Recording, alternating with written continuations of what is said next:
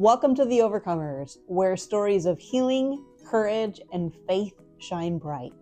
Join us for a powerful new episode as we sit down with Judy Menzie, a woman who has walked through deep emotional battles, lifelong burdens, and seasons of inner war and emerged with peace, strength, and a renewed sense of purpose.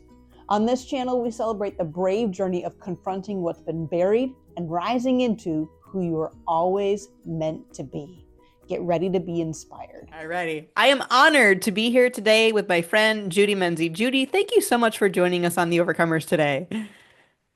Thank you for inviting me. And I want to say I am so grateful for what you have done for so many people and inviting me in and to be a part of this.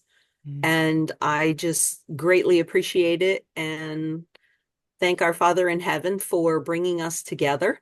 Amen. Amen. Well, the truth of the matter is you are here, friend, because I view you as an overcomer. And I'm excited to have you here today because of that reason. And you give him the glory and the credit for what has happened in your life. So with that said, if you who are listening don't know my incredible friend Judy, like I have had the pleasure of getting to know her, here's a few things I want you to know before we get started. One, she's a wife and mom and proud grandma joining us today. She's overcome a lot in life in her journey to healing, trauma, being at war internally, forgiveness, and is now on a mission to help people find inner peace and face the things that have been buried for years. But what I'm blown away most by with you, friend, is how teachable and how diligent you are. The more I've gotten to know you, I've been truly blown away by just how much you say yes, by your actions. Even the stuff you know is going to be hard, but you embrace it knowing that what comes on the other side is worth it. You really trust your creator, even with the things that are messy, hard, painful, and you see him in everything around you, especially in nature.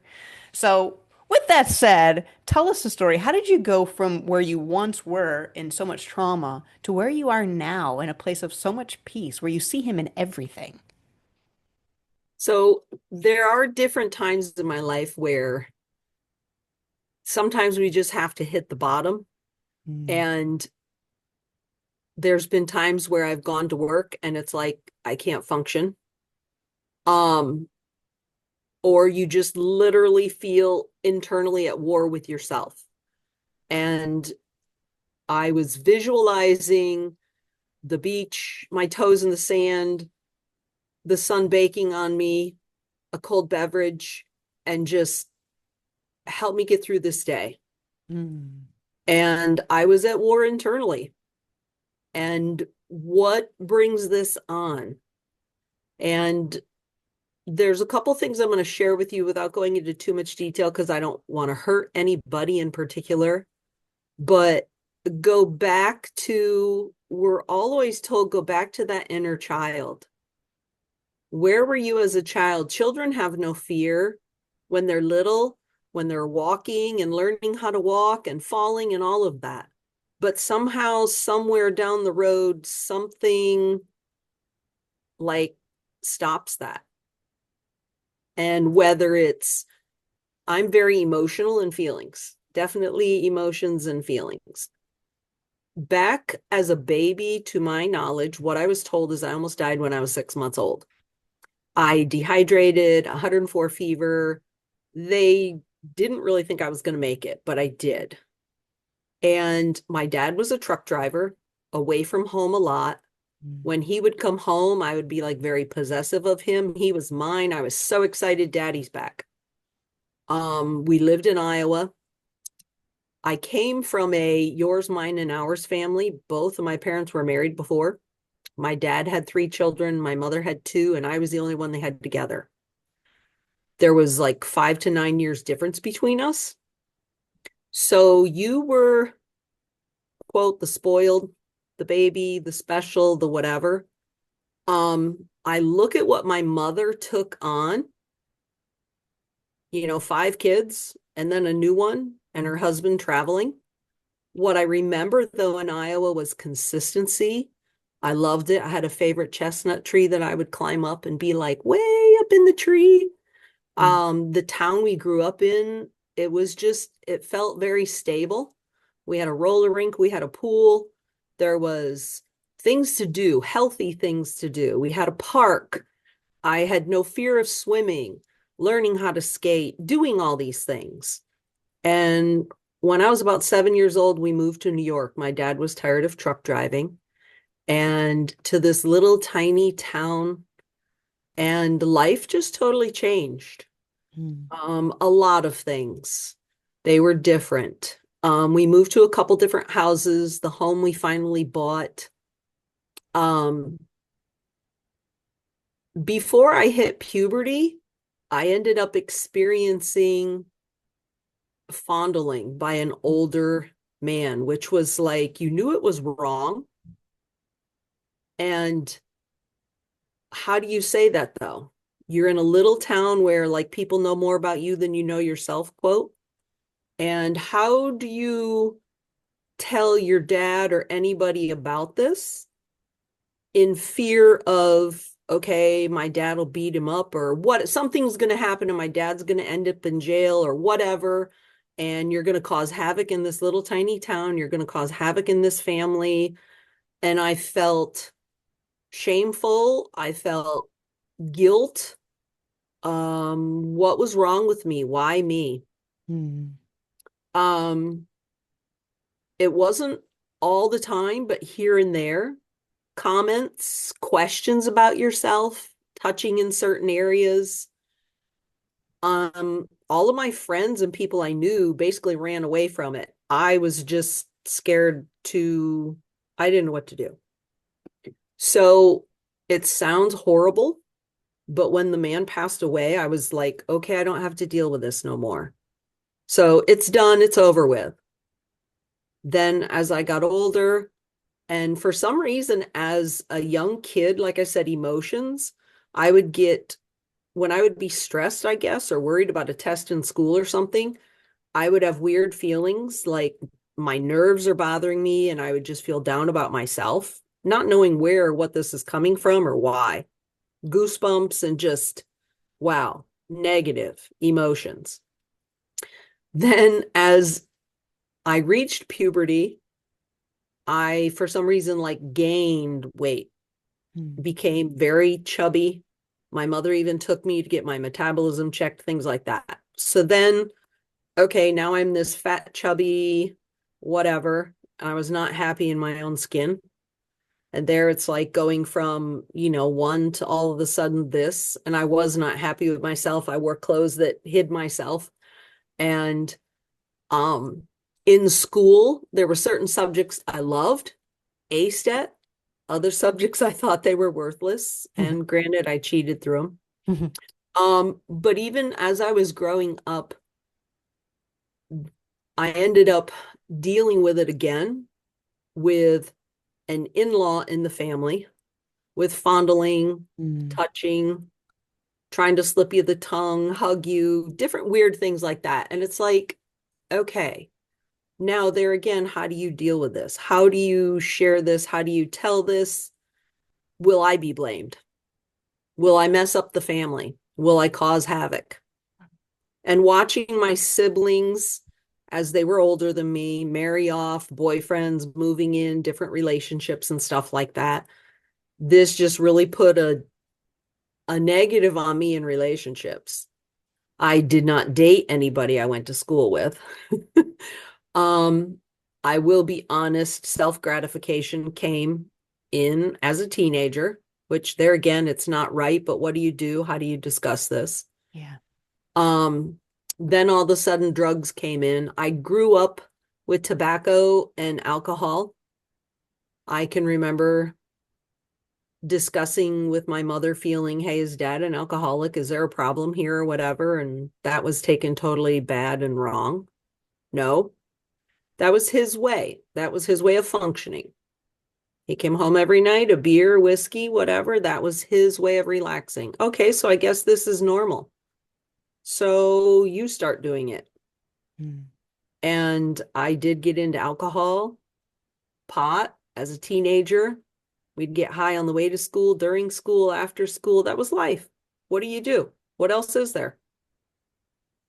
And it's like, then as a teenager, and this is something that I have not ever brought out either, and it's a very touchy subject, is I was worried about a final exam. They had actually scheduled 2 of them at one time. They weren't until the afternoon. My friend called me one morning and my mother hollered up to me, hey, Lynn's on the phone. And when I sat up, all of a sudden, the weirdest experience is light beams were coming at me.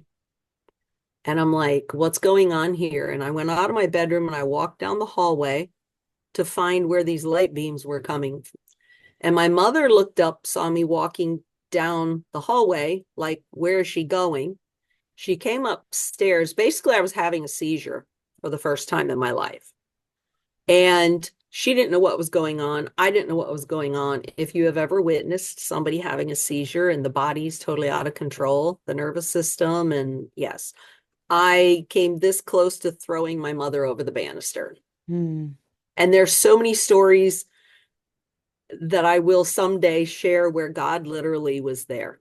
And I know he was. And of course, she hollered like for my friend to call the ambulance. I passed out. They took me in the ambulance. I didn't even wake up till partway to the hospital. So first experience of a seizure. There again, okay, what's wrong with me? You just feel like, okay, your body's not normal. You're not normal. What's wrong? And it was really weird. So they don't know. Run tests. Maybe it was just a fluke. Go home, get some rest. 6 months later, I'm in school, stressed about a history test. Go to the bathroom. Again, my poor friend Lynn had a seizure in school. And I wake up being carried out of the school into the ambulance. They took me home. It was weird because it was like every 6 months. Wow. 6 months later, I had actually taken in a live-in babysitting job. And I was home for my mother's birthday. I'm sitting on a flat bench on the phone with my friend. My sister-in-law comes in to give my mother flowers for her birthday. She works next door at the grocery store. And I pointed, so she knew she was at work. There again, I hung up with my friend and I thought I got the word out, come over, like help.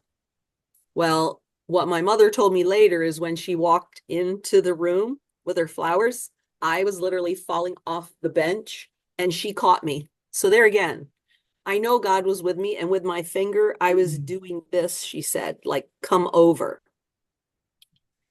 So she not knowing what was going on. The one thing in all of these is I always bit my tongue. And so she put her finger in my mouth and I bit my mother. So to say your mother had to get a tetanus shot because you bit her. Yeah. Okay. I was the weirdo in the family. But anyway, my mother was always there for me. But these are 2 things that I've just carried all my life. Like, it's embarrassing. You're different. It's weird. You're afraid that people will judge you, condemn you, whatever. So my parents cared enough. They took me for all these tests. They even took me to Leahy Clinic in Boston for second opinions, all of this stuff. The medical field, all they could say is, we don't find anything.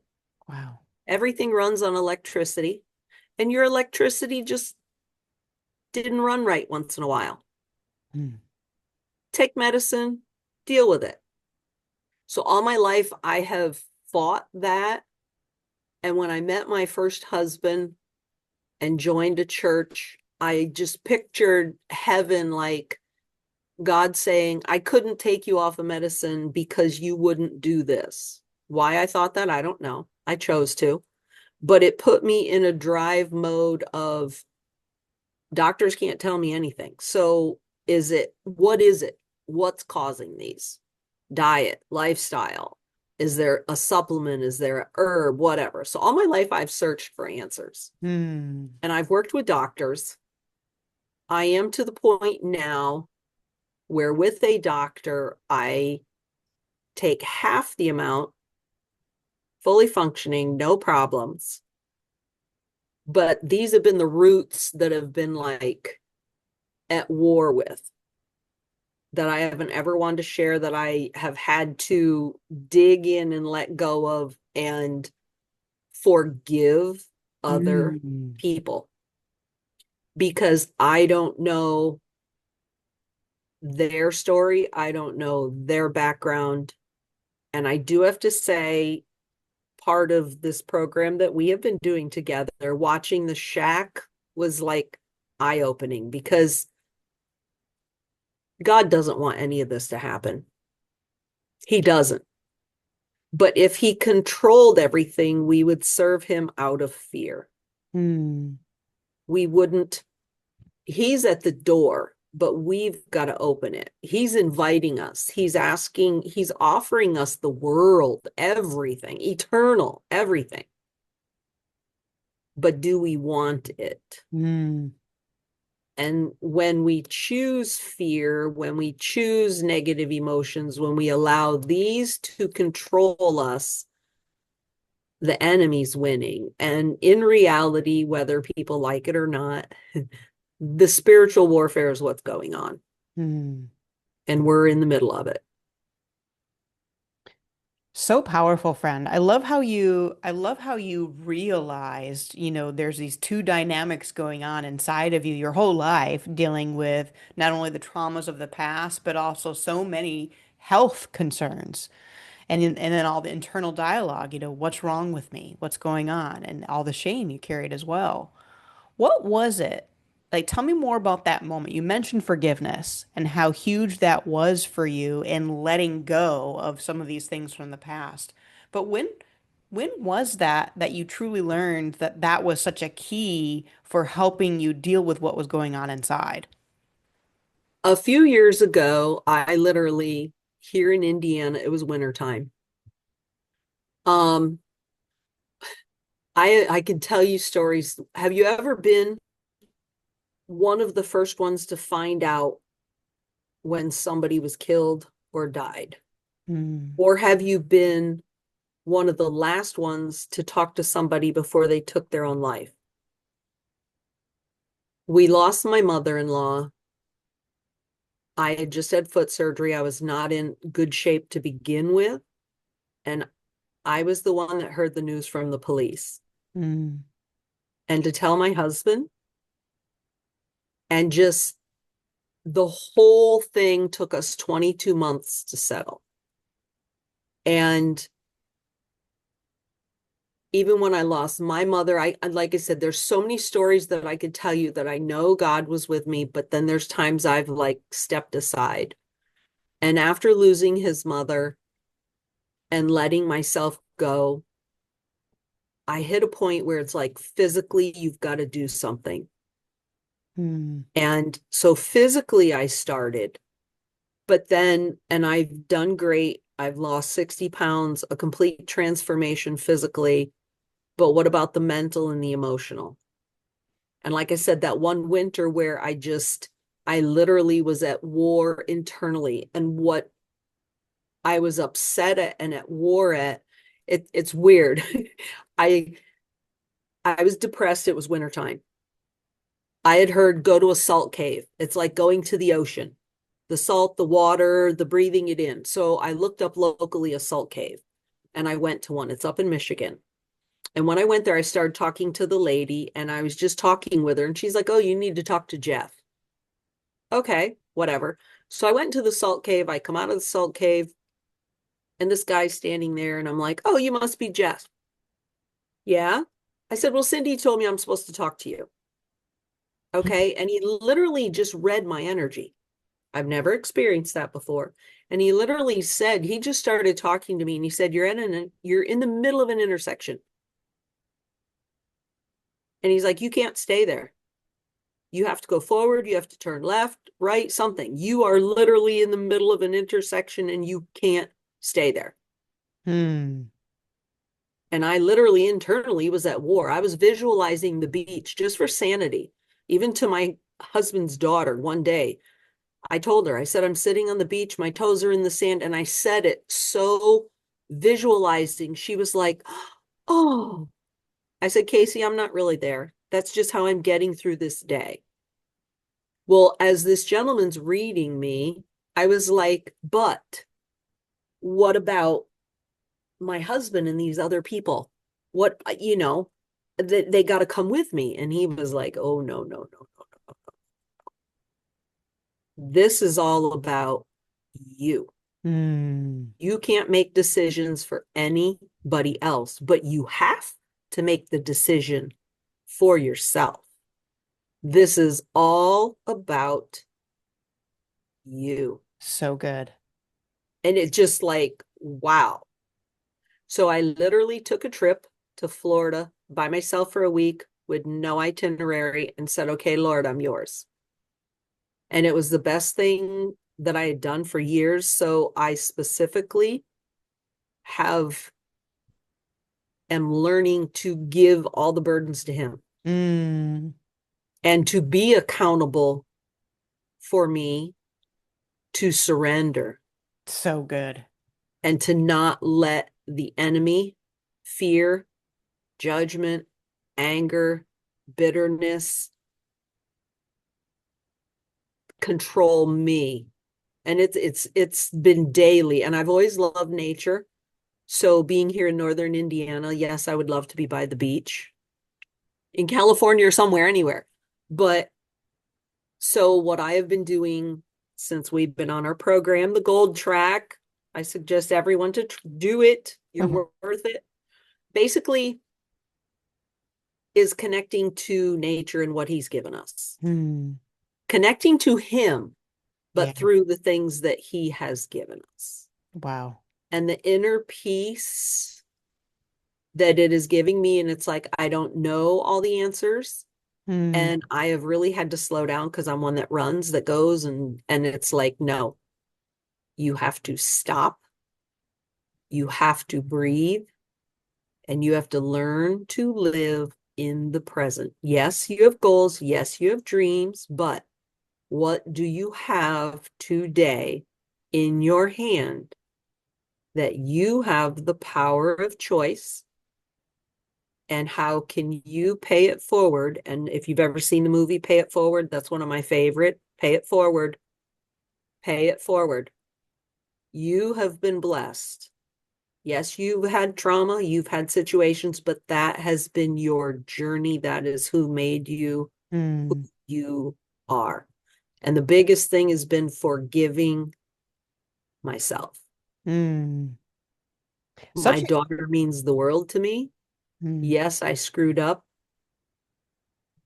but I've learned that there again, it's not my burden. What she chooses, she chooses. My mm. husband, everybody, coworkers, whoever it is, what they choose is what they choose. You choose for yourself.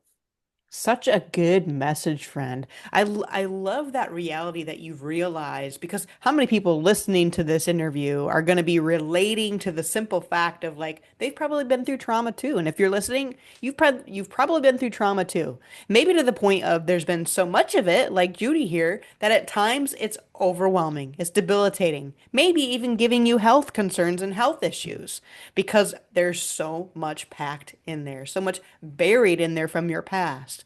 But what a beautiful message of hope you're giving to every single listener of the truth of what it's like on the other side when you decide to say yes to Him and to let it all go. And what it looks like to surrender, what it looks like to give Him that weight that you're carrying, and to know, hey, I don't have to carry this. No. He wants to take this from me, and then what you receive on the other side.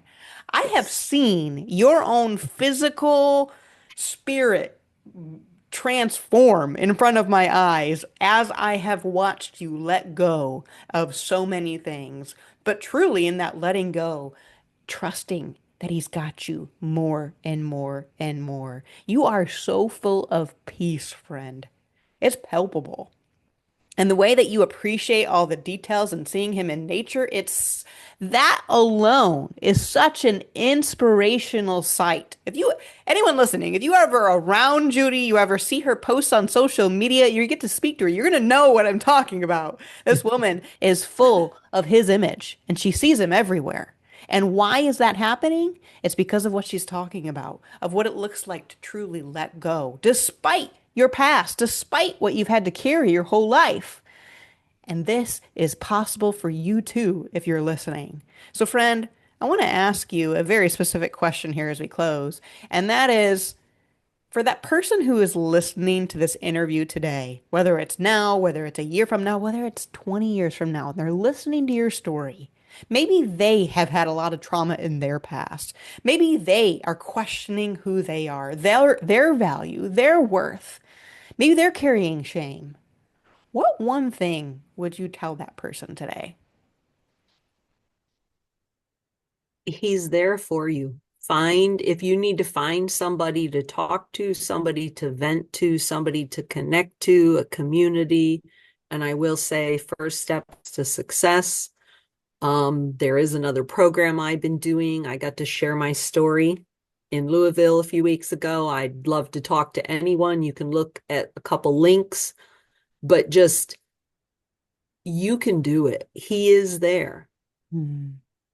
Open that door and accept his gift. Hmm. Prior, religion and different things can be such a works program of do and don't. That's not him. Hmm. That's what the enemy wants you to believe. The real him is now when he looks at me, he sees him. Yeah. When he looks at me, and I have to tell myself this, trust me, this doesn't come naturally. I'm human.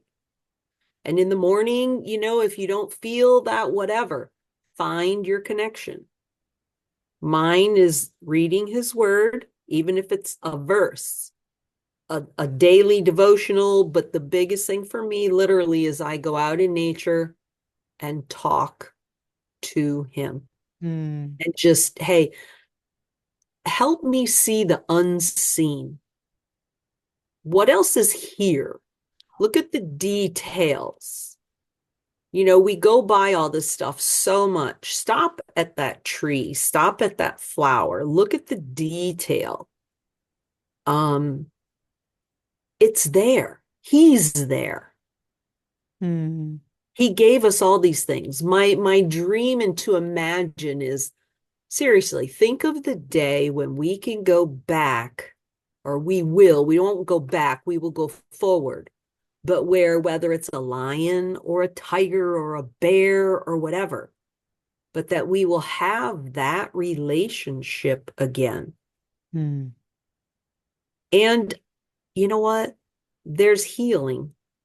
So even in your spouse, your children, your grandchildren, the people you work with, be an encouragement.